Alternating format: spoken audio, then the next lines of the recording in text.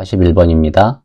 리더십은 교육훈련에 의해서 향상되므로 좋은 리더는 육성될 수 있다는 가정을 하는 리더십 이론은 1.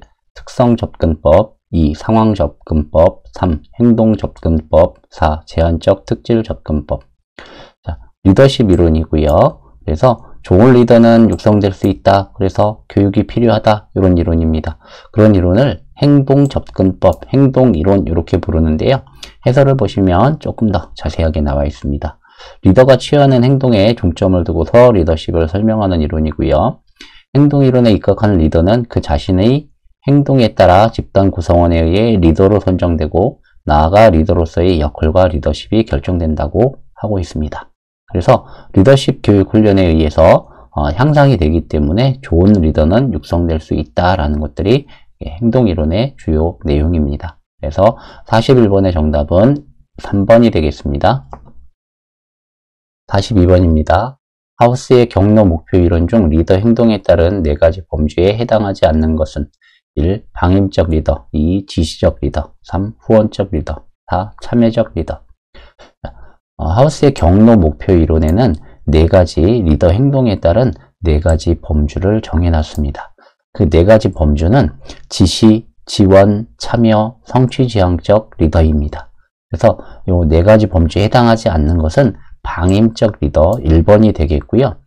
리더라고 한다면 방임적 리더, 방관하는 리더는 리더십을 가질 수가 없겠죠. 그래서 꼭 여기 4가지 지시, 지원, 참여, 성취지향적인 4가지 범주를 모르신다 하더라도 문제를 보시면 방임적 리더라는 거는 있을 수가 없겠죠. 그래서 42번의 정답은 1번이 되겠습니다. 43번입니다. 부주의에 대한 사고 방지 대책 중 정신적 측면의 대책으로 볼 수 없는 것은 1. 안전의식의 제고 2. 작업의욕의 고취 3. 작업 조건의 개선 4. 주의력 집중 훈련. 사고 방지 대책 중에서 정신적인 측면을 고르는 문제입니다. 그래서 정신적인 측면으로 볼 수 없는 것을 고르는 문제고요. 안전의식의 제고라든지 작업의욕의 고취, 그 다음에 주의력 집중 훈련 이런 것들은 다 교육이라든지 어떤 마인드를 개선하는 그런 정신적인 측면으로 볼 수 있지만 작업 조건을 개선한다라는 거 요거는 정신적인 측면으로 볼 수는 없겠죠. 작업 조건이니까요. 그래서 43번의 정답은 3번이 되겠습니다. 44번입니다. 집단 행동에 있어 이성적 판단보다는 감정에 의해 좌우되며 공격적이라는 특징을 갖는 행동은 모브라고 합니다. 그래서 폭동과 같은 것을 말하고요. 군중보다 한층 합의성이 없고 감정으로만 그런 행동을 하는 것 이런 것들을 모브라고 부릅니다. 그래서 빠르게 외워주시면 되겠습니다. 집단 행동, 폭동 이런 것들을 모브라고 부른다 라고 봐주시면 됩니다. 44번의 정답은 2번입니다. 45번입니다. 제조물 책임법에서 정의한 결함의 종류에 해당하지 않는 것은 1. 제조상의 결함 2. 기능상의 결함 3. 설계상의 결함 4. 표시상의 결함. 제조물 책임법에서 정의한 결함은 3가지가 있죠. 제조, 설계, 표시상의 결함. 제조, 설계, 표시상의 결함. 이 3가지가 제조물 책임법에서 정의한 결함에 해당하는 내용입니다. 기능상의 결함은 제조물 책임법에서는 정의하고 있지 않습니다. 그래서 45번의 정답은 2번. 기능상의 결함은 제조물 책임법에서 결함의 종류로 정의하지 않았다. 이해해 주시면 되고요. 45번 정답은 2번입니다. 46번 문제입니다. 인간 오류에 관한 설계 기법 중 오류를 범할 수 없도록 사물을 설계하는 기법은 1. fail safe 설계 2. interrupt 설계 3. exclusion 설계 4. prevention 설계. 설계 기법 중에서 오류를 범할 수 없도록 사물을 설계하는 기법은 3번의 exclusion 설계가 되겠습니다. 즉 우리말로 베타 설계 이렇게 이야기하는데요. 해설을 보시면 오류의 위험이 있는 요소를 제거하거나 배치 또는 구조상 분리를 통해서 휴먼 에러의 가능성을 근원적으로 제거하여 오류를 범할 수 없도록 사물을 설계하는 것 이렇게 정의를 했습니다. 자, fail-safe라고 하면 고장이 발생한 경우라도 피해가 확대되지 않고 단순 고장이나 한시적으로만 운영할 수 있도록 안전을 확보하는 것, 이게 페일세이프가 되겠고요.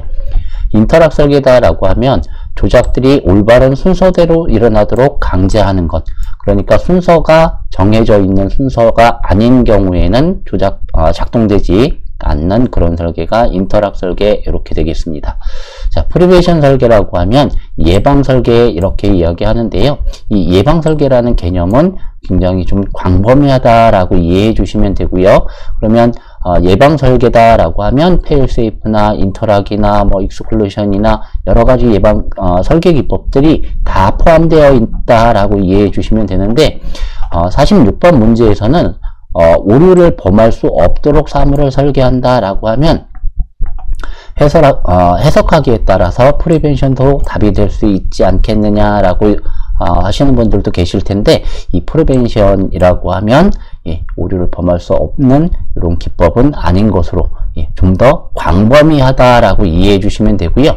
문제에서 요구하는 설계 기법 중에서 오류를 범할 수 없도록 만드는 것, 요거는 익스클루션 설계다, 즉 베타 설계다라고 이해를 해 주시고요. 46번 같은 거, 요 똑같은 문제들은 계속해서 반복이 되는 경우들이 있습니다. 그러니까 여기 프리벤션 설계에 현혹되지 마시고 46번은 익스클루션 설계다라고 이해를 해 주시면 되겠습니다. 그래서 46번의 정답은 3번이 되겠습니다. 47번 문제입니다. 집단을 공식 집단과 비공식 집단으로 구분할 때 비공식 집단의 특성이 아닌 것을 고릅니다. 자, 공식 집단과 비공식 집단이고요. 공식 집단이다 라고 하면 여러 분야에서 인정받은 그런 집단이 되겠고, 비공식 집단은 그렇지 못한 집단입니다. 그러니까 우리가 마음 맞는 친구들끼리 하는 동호회다 라고 생각해 주시면 될 것 같고요. 자, 이런 비공식 집단의 경우에는 규모가 크지는 않습니다. 소규모로 운영되는 것들이 대부분이고요. 또 마음에 맞는 사람들끼리 모여서 집단을 구성하기 때문에 동료애가 매우 강할 수가 있고요. 개인적 접촉의 기회가 많다. 개인적인 접촉, 그러니까 마음이 맞는 친구들끼리 모이니까 접촉의 기회가 많이 오고요. 이런 집단은 서로의 감정에 따라 운영되는 그런 특성이 있습니다. 그래서 47번 비공식 집단의 특성이 아닌 것은 1번이 되겠습니다. 48번 문제입니다. 작업자가 제반의 압력계를 계속적으로 모니터링하는 작업에서 압력계를 잘못 읽어 에러를 범할 확률이 100시간에 1회로 일정한 것으로 조사되었다. 작업을 시작한 후 200시간 시점에서의 인간 신뢰도는 약 얼마로 추정되는가? 48번 문제 같은 경우는 인간 신뢰도를 구하는 문제가 되겠습니다. 자, 신뢰도를 구하기 위해서 먼저 알아야 될 게 있죠. 신뢰도를 구하기 위해서는 고장률이라는 것을 먼저 구해야 합니다.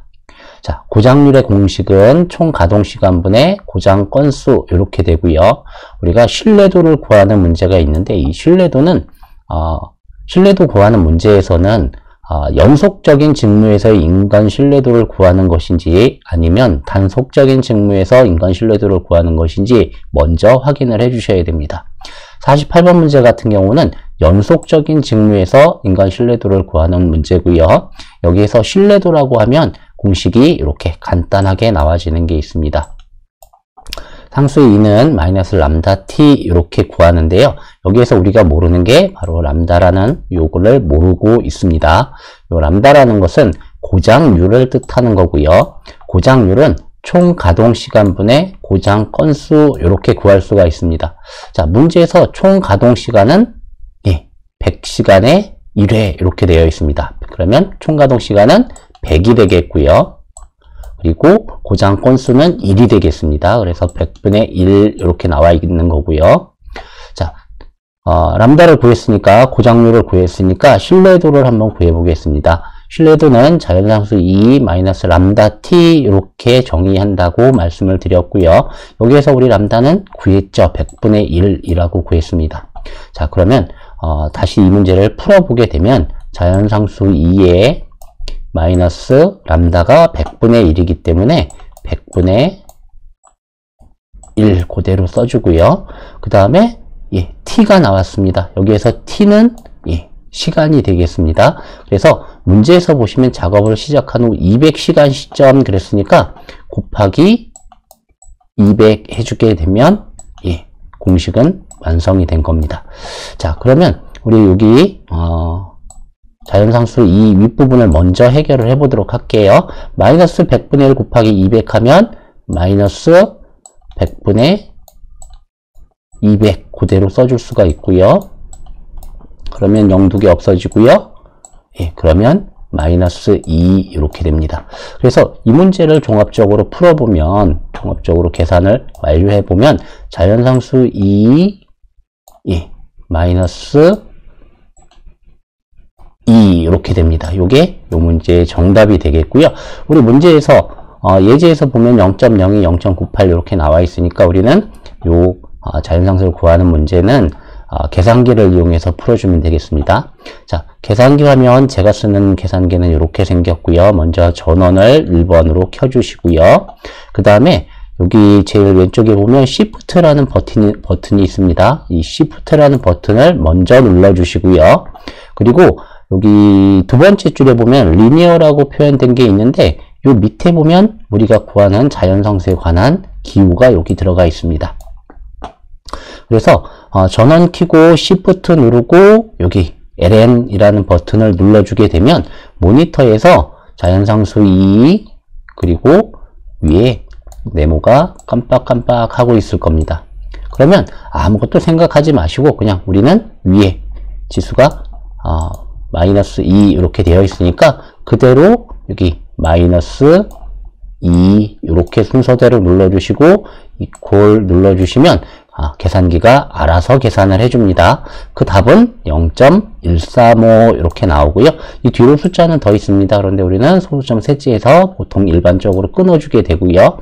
0.135라고 나왔습니다. 그래서 48번 인간 신뢰도에 대한 문제는 3번 이 정답이 되겠고 답은 0.135가 되겠습니다. 자, 계산기 쓰시는 거 이렇게 쓰시면 되고요. 그리고 인간공학 기사 문제에서 계산 문제가 나와지긴 하는데 그 계산 문제가 이렇게 거의 단답형 형식으로 되어 있고 공식도 그렇게 어렵지가 않습니다.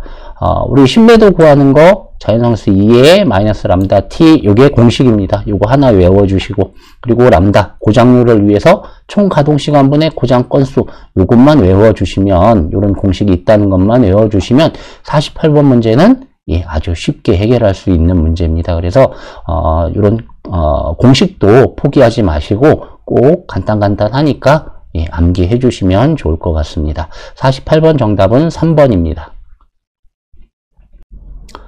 49번 문제입니다. 미국 국립산업안전보건연구원에서 제안한 직무 스트레스 요인에 해당하지 않는 것은? 자, 미국 국립산업안전보건연구원 그러면 보통 나이오시 이렇게 발음하고요. 이 나이오시에서 직무 스트레스 요인을 제안을 했는데 그 요인들은 작업적인 요인, 그 다음에 조직적인 측면의 요인, 그리고 물리적 측면의 요인 이렇게 세 가지를 제시했고요. 그래서 문제에서 보시면 작업적인 요인, 환경적인 요인, 그리고 조직적인 요인 이렇게가 나이오시에서 제안한 직무 스트레스 요인이다 라고 이해해 주시면 되고 해당하지 않는 것은 1번 성능 요인이 되겠습니다. 49번의 정답은 1번입니다. 50번 문제입니다. 다음 조직에 의한 스트레스 요인은 급속한 기술의 변화에 대한 적응이 요구되는 직무나 직무의 난이도나 속도를 요구하는 특성을 가진 업무와 관련하여 역할이 과부하되어 받게 되는 스트레스. 1. 역할 갈등, 2. 과업 요구, 3. 집단 압력, 4. 역할 모호성. 50번 문제는 스트레스 요인을 물어보는 문제고요. 이런 문제는 아주 간단하게 해결하실 수 있을 겁니다. 여기 예제에서 보시면 역할이 과부하되어 받게 되는 스트레스 이렇게 제시가 되어 있죠. 그러면 여기에서 역할이 과부하니까 과업 요구가 되겠죠. 자, 해설을 한번 읽어보시면요. 직무 스트레스 요인에는 크게 작업 요구, 조직적 요구, 물리적 환경 등으로 구분할 수 있으며 작업 요구에는 작업 과부하, 작업 속도 및 작업 과정에 대한 작업자의 통제 정도, 그리고 교대 근무 등이 포함된다라고 했습니다. 그래서 작업 요구다라고 하면 작업의 과부하를 포함하고 있다라고 봐주시면 되고요. 여기 문제에서도 보시면 직무의 난이도 또 속도를 요구한다 그러면 업무의 과부하를 받게 되겠죠. 이런 것들을 과업 요구 이렇게 부르게 됩니다. 그래서 50번의 정답은 2번입니다.